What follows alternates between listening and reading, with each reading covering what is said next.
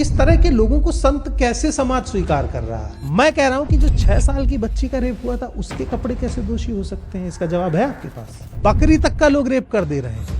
हिंदू धर्म में भी अगर आप देखेंगे तो स्त्रियों को उपभोग की वस्तु माना गया। नहीं, वो ये कह रहे थे कि जब उनका पति मर गया, राजा मर गया, तो रानी रह के क्या करेगी? ये तय कौन कर रहा? हो सकता है रानी राजा से बेहतर लड़े। मैं ये समझ नहीं पाता हूँ कि क्या कोई 26-27 साल का दलित भी बाबा इतना फेमस हो सकता है इस देश में। जो आदमी पर्ची से भविष्य बताता है वो क्यों नहीं बता पाएगी दिल्ली में कल बम ब्लास्ट होगा? आप पर्ची खोल के ये बता दे रहे हैं कि मेरी पत्नी का अफेयर कहाँ चल रहा है, इससे समाज का कौन सा भला होगा? राघव त्रिवेदी के पास भी कोई प्रिविलेज है? परमिंदर, जिस आदमी का पेट भरा हुआ है ना, वो भूख को महसूस ही नहीं कर सकता। लेकिन जिस दिन कोई आपसे कहेगा कि परमिंदर तुम मेरे साथ नहीं खा सकते क्योंकि तुम एक इस जाति से आते हो और मैं इस जाति से आता हूं, उस दिन आपको वो चीज महसूस होगी। आपने प्रधानमंत्री के 10 रूप देखे होंगे।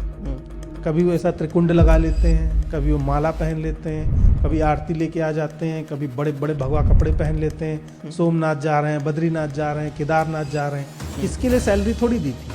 और मीडिया ये सब कवर भी कर रहा है, जो मीडिया का काम नहीं है।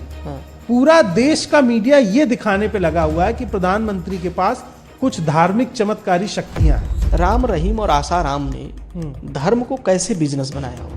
आपने कभी किसी को जमादार जी कहते हुए सुना है? ना।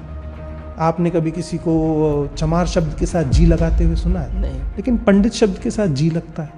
हाँ। ये प्रिविलेज है कि ब्राह्मण में भी कुछ ब्राह्मण हैं जिनके साथ भेदभाव है। हर किसी को प्रेम चाहिए और हर किसी की प्रेमिका है और हर किसी को नहीं मिल रही होगी तो एस्ट्रोलॉजर बता देगा कब मिलेगी। भले एस्ट्रोलॉजर 30-40 साल का हो, उसकी शादी ना हो रही हो। आपका भी कुछ ऐसा मामला था कि आपको पीटा गया था? क्यों पीटा गया?